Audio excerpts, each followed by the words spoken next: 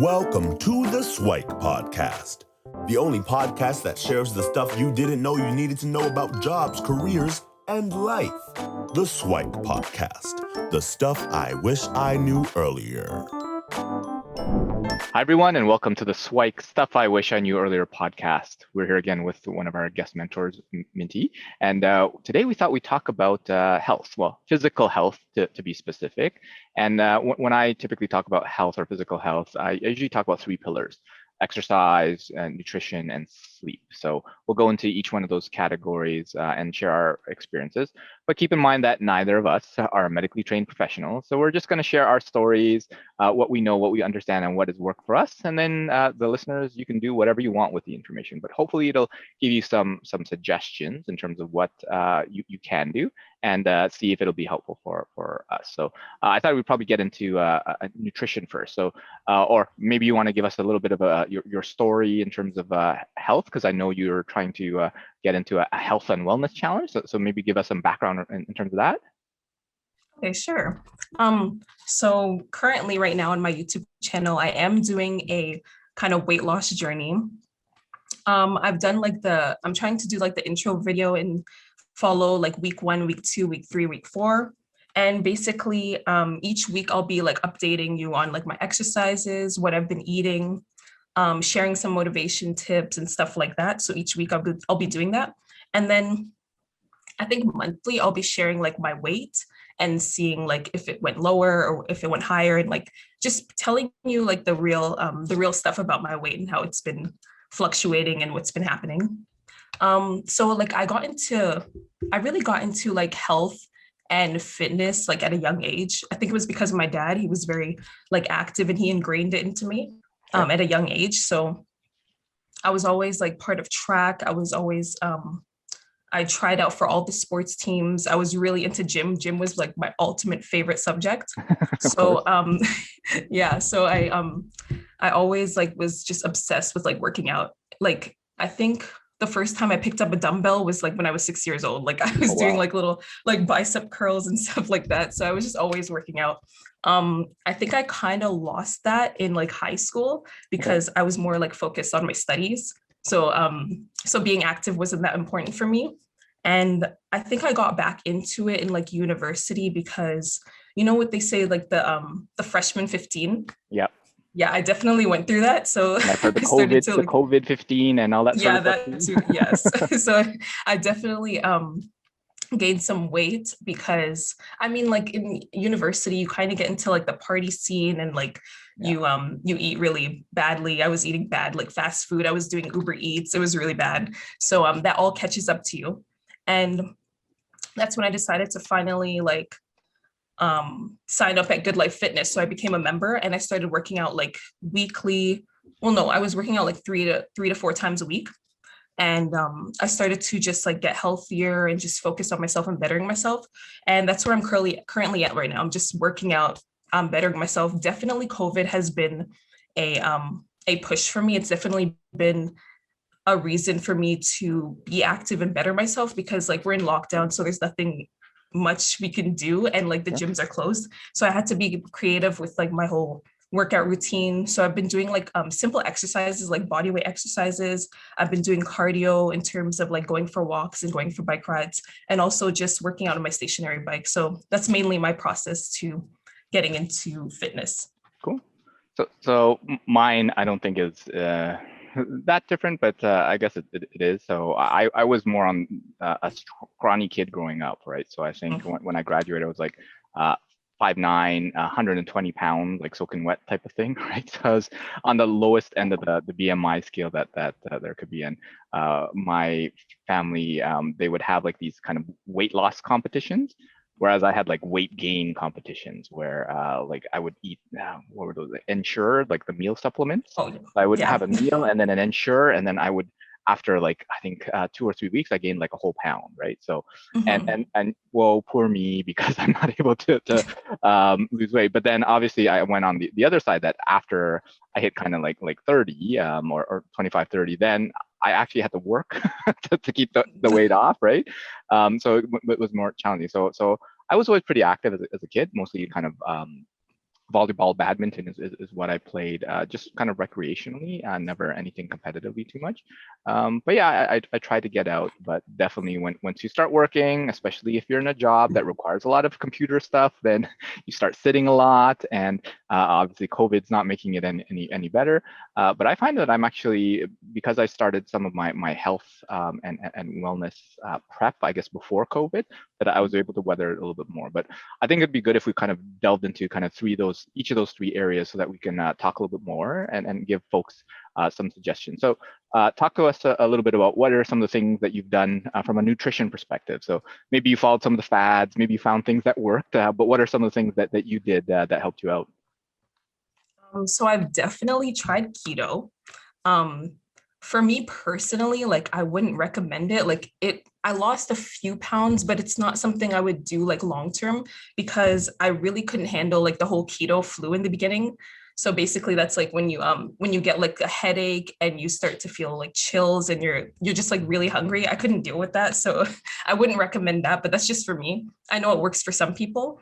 Um, I've also been I want to try doing like vegan and being vegetarian because Okay. for some reason, like as I've gotten older, I've just been feeling really like I started to care a lot about animals. Like I just feel bad about eating like a chicken, like a dead chicken and like a dead turkey. Like, oh, I can't do it.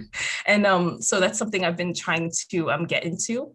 And yeah, basically right now I've just been eating like just real foods. So like um just like oatmeal. Um, I've been eating like rice and stuff like fruits and vegetables and stuff like that. So like potatoes, sweet potatoes, and just drinking a lot of water because hydration is really important. So those are basically the things I've been doing. Yeah, I think from what I've understood, so I haven't ever got fully into the keto thing. What I've heard is that it actually works better for men than it does for women, just because of all the hormones and stuff like that. And it's definitely not one of those things that you want to live long term, right? It's something almost like a cleanse where you might do keto for like a week or two. But if you did it long term, then that's probably very, very detrimental. Hydration, super important. What I've started doing in COVID is basically before I go down for my meetings, I'll drink like a huge glass of water, and then it actually gives me kind of like a biological alarm because I'll be forced to get up off my chair so that nature can do its business, and I find that that's helpful because I'm in the basement, so sometimes just walking up and down the stairs is adding more movement in the day, and I definitely echo the whole real foods thing. I'm trying to minimize all the stuff from the pantry, the stuff with the ingredients you can't pronounce and all that sort of stuff. I still succumb because I love like the little snacks and stuff, but I try to do more than I did before, right? So instead of like 7 days a week on junk food, maybe 6 days, and then 5, and then 4, and then my weekends are, I guess, my cheat days. And I do want to at some point probably try more of that kind of vegan vegetarian as well, because I totally get the whole like animal cruelty, and there's research out there that says that like if we all went vegetarian, actually the environment would be so much better, because like a lot of the animal husbandry is what they call it when you raise animals for stock and stuff like that. It's causing like so much of the world's environmental issues. So I'll try to do my part, but unfortunately I do like my meat. Right? I'm a huge fan of bacon, right? So it's kind of like I don't know if I could give that up, but maybe it's more of a treat than it's a daily thing. Like it wouldn't be a daily thing anyway. One of the things that actually have helped me most recently is I actually got into a little bit of discussion on the psychology of eating, right? So one of the things that helped is we tend to eat, or we tend to do things for four main reasons. One of it is for fuel, because we biologically need it, right? We do it for joy because it just tastes really good, and then we want to give us that pleasure. And the other two are kind of mistaken for the other ones, where we do it based on habit, right? And then the last one is escape, right? So fuel, we definitely need that, right? But the thing is, humans can probably go 1 or 2 weeks without food, right? And our ancestors who did that. So the fact that we're actually eating like 3 times a day is a recent invention, right? Like breakfast, lunch are more kind of marketing and factory, the industrialization, the artifacts of that versus actually humans actually need it. But joy, like humans have always eaten for joy, whether it's with family and friends, social or whatever. So we definitely need those two.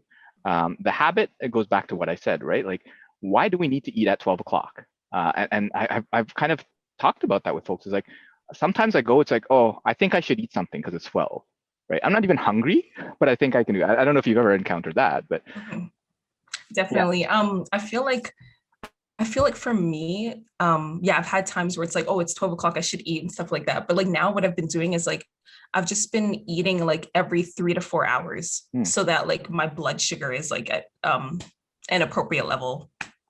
For sure, and there's definitely something to be said about being like the hangry when your blood sugar is a little bit lower. So for some people, you need to make sure that comes into correction. And then the last thing is escape, right? So sometimes you eat not because you want to or whatever. It's because you need to kind of fill yourself up with something. Sometimes it's actually out of boredom, right? You just give yourself something to do, right? And usually that's the worst type of eating because like you don't need it at all. It doesn't really give you joy. You're not really enjoying the food that you eat, and then you feel horrible afterwards. So if you can pause before you grab anything to eat and think of if and it's any one of those four, and I found that helped a lot, at least from my perspective. So what are some of the other things that you felt were helpful for you from a nutrition perspective? Any kind of recent things you've tried or heard of that they're looking to try? So definitely I've tried like just eating like every 3 to 4 hours because I know that like I start feeling weird. Like I get this really uncomfortable feeling in my stomach and my head. I get a bad headache when I don't eat. So I've been trying to do that. Every morning I try to like drink a glass of water. I've also been trying to like drink a glass of water like 30 minutes before I eat a meal so that I feel fuller Right. before like so that I know how much that I'm not overeating. And I think that's it. That's all that I've really tried so far. Yeah. Yeah, I think that echoes one practice that I've heard where if you feel hungry, so if you want a snack or whatever, drink a glass of water first and then wait 5 or 10 minutes, because chances are people actually mistake their urge for food. They mistake being hungry with being thirsty, right? Sometimes it's your body saying that you need water, but meanwhile, it actually means that you are just thirsty. So yeah, I think that gives folks a couple of things to take a look at. So there might be a whole bunch of things from a nutrition side, but I think the basic guidance is eat more real food, right? The ones without kind of ingredients you can't pronounce, and water I think is a good one. And then it's your choice whether you want to go vegan or keto or whatever it is, and then figure out why you're eating. So if we move on to sleep, so what is kind of your sleep situation? Are you getting enough? Are you getting quality sleep as well?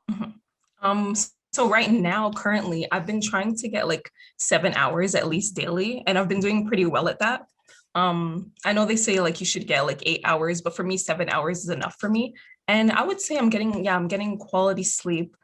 Back when I was like working at Good Life, I wouldn't get like that much sleep. I would actually work on like an hour to 3 hours of sleep, which was really bad.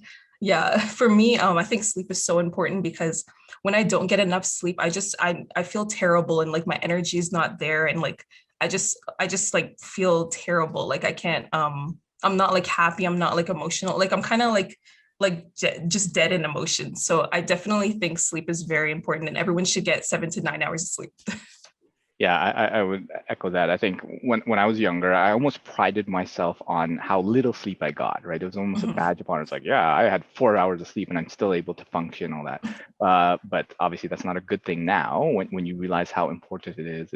It helps like kind of restore so many like biological processes and cleanse and get rid of a whole bunch of things. And then helps you heal and grow and build muscle and things like that. So it's definitely helpful. I think a couple of things that have helped me are from the sleep side are things like blackout liners, right? So I don't know how dark your room is, but I find that when there's too much light in the room, then it makes for worse sleep.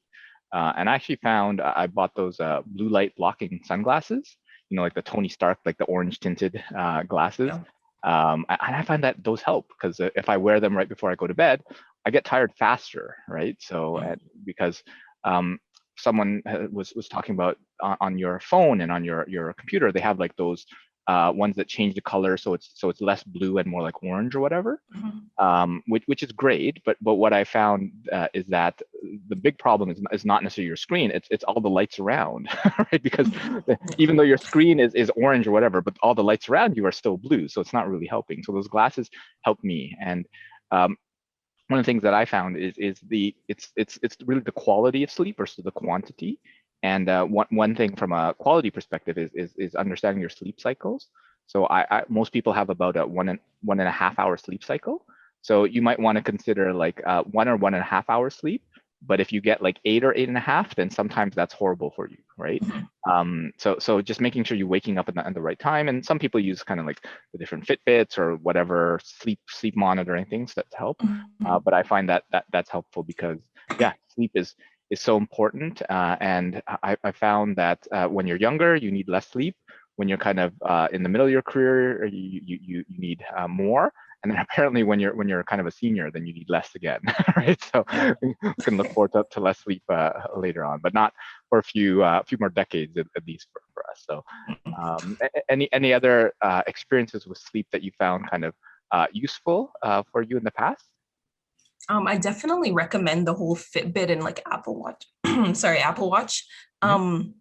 Those have definitely helped me like when I'm sleeping, because I get to track my sleep and see like how many hours I've gotten and how much quality sleep I've gotten. So those are really helpful. I also think earplugs are helpful, especially if you have like like a noisy family or like you live near like the highway or something, like a busy road. Earplugs are definitely helpful. I've also even tried this thing where it's like you make a mixture of like water and lavender oil. Okay. I've tried to like spray that. You spray that around your room and your pillow, and apparently it helps you like sleep. Yeah. It helps you sleep at night. So like I've definitely used that, and it's helped me a lot too. So yeah, those are basically the main things I've used for sleeping. Cool. I think there's a hotel that I stayed at once, and they had apparently like sleep specialists that went into the hotel and gave us all these kind of like sleep aids. And one of it was like a lavender water spray. So that kind of makes sense in there. And what do you say to the people where like, well, I don't wear earplugs because I'm afraid that I might miss my alarm? I mean, if you're wearing a like an Apple Watch, that helps because it vibrates on your Apple Watch. I mean, you could also turn up the volume on your phone too, or your alarm. I think that would help too. Yeah, I think those would help.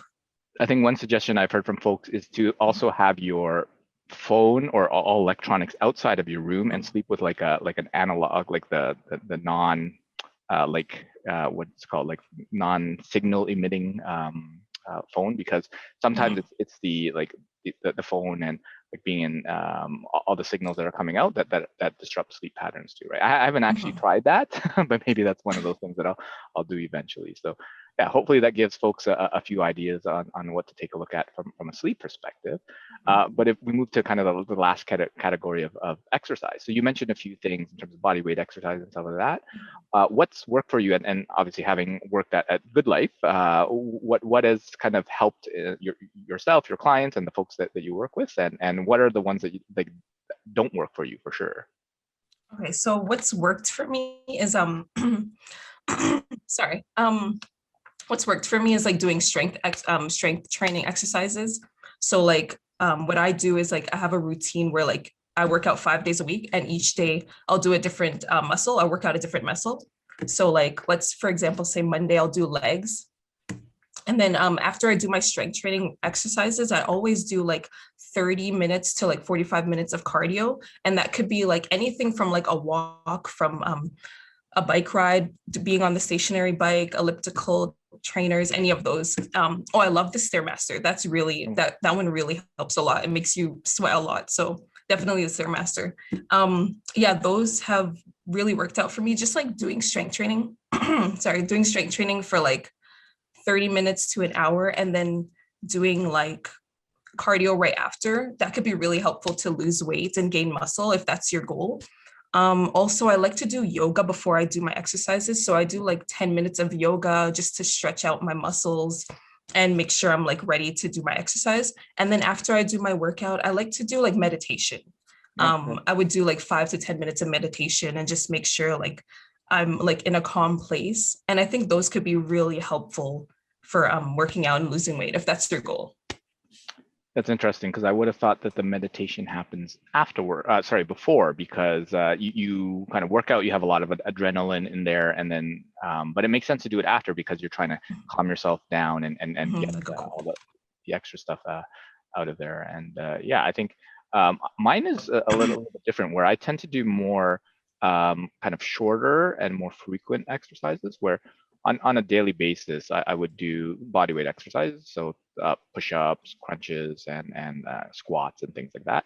But I might do 10, 15 minutes every morning, and then as many as I can, like throughout the day, right? So I mentioned my biological alarm clock going up and down the stairs with the water, but after every meeting, I'll try to do like 5 or 10 squats, right? I have a little rebounder, a mini trampoline that I'll jump up and down, which I find apparently, like NASA said, that's one of the best exercises, because it helps move like all the lymph, which is the other system other than your blood system that kind of detoxes yourself too. And the fact that we're sitting all day doesn't allow that lymph to move, so it actually cleanses your body more.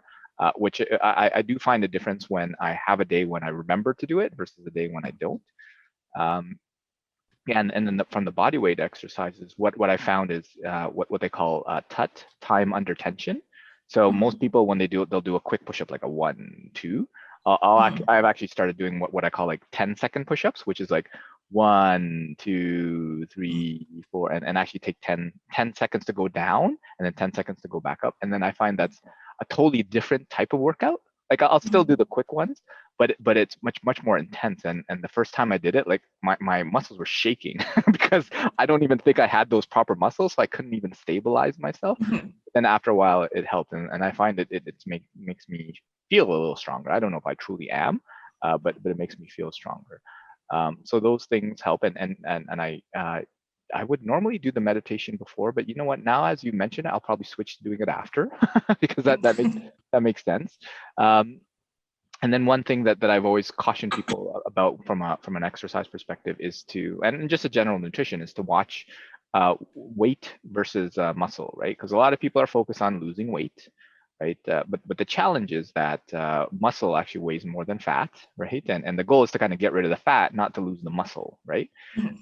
So if you're doing things and behaviors to kind of get rid of your muscle, that's not a good thing, right? So just understanding that you might actually weigh more, but as long as you're more compact and trim and slender, that's probably what you're looking for, not the weight. And even with the exercise, I think someone told me that you can't outwork out your mouth, right? So it's really most of kind of health and wellness will focus more on nutrition, and exercise is kind of the bonus that helps there. But yeah, what are some other things from an exercise perspective that you kind of seen others work for others, or yourself, or things that you might be looking to try later on? I definitely agree with what you said about the whole weight and weighing yourself. I think I try to encourage people to like weigh themselves like monthly instead of doing it like every day or weekly, because obviously the number isn't always like right. So I think the best way to track your weight if you're trying to lose weight is just to do measurements like weekly, weigh yourself monthly, and see if you're losing any weight that way. What I've been doing also body weight exercises have been something I've been mainly doing right now, ever since the whole lockdown, because the gyms are closed. Sure. So I definitely encourage like doing squats, doing push-ups, doing sit-ups, and doing like a lot of body weight exercises. And also, people don't realize, but like walking is honestly so helpful too. Just like going for like a 30-minute walk or an hour walk, it's really helpful. You can lose a lot of weight that way, lose a lot of calories. So just going for a walk outside can also be very helpful. Yeah, what that reminds me of is there's a book called Blue Zones, which talks about the places in the world where there are the most centenarians, so the people that live over the age of 100, and none of them go to like the gym and work out and all that sort of stuff, but they're in places where like their neighbors are like a mile or two away. So in order for them to visit them, they actually have to walk, or they do a lot of gardening or whatever. So it is that walking and the movement in the day that really helps with the health. And one thing that I also wanted to mention is there's also a movement for like the HIIT training, the high intensity interval training.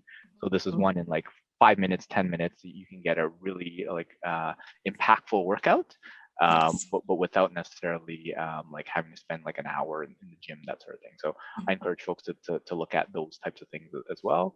Some of them are like the Tabata workouts where you do like 30 seconds of jumping jacks, but like really all out. And then you take like a 5-second break, and then 30 seconds of like running on the spot, and then or burpees, or like whatever it is, right? And a different combination for different sets of muscles. And yeah, within like 4 minutes, 5 minutes, you're probably spent. So, and that'll help with both kind of the muscle and the cardio. But just doing 5 minutes a day is not necessarily going to help, right? So if you do that and walk throughout the day, I think that can be a really good combination of stuff. So cool. I think that gives folks a good insight into a bunch of things from a health perspective, from a physical health perspective.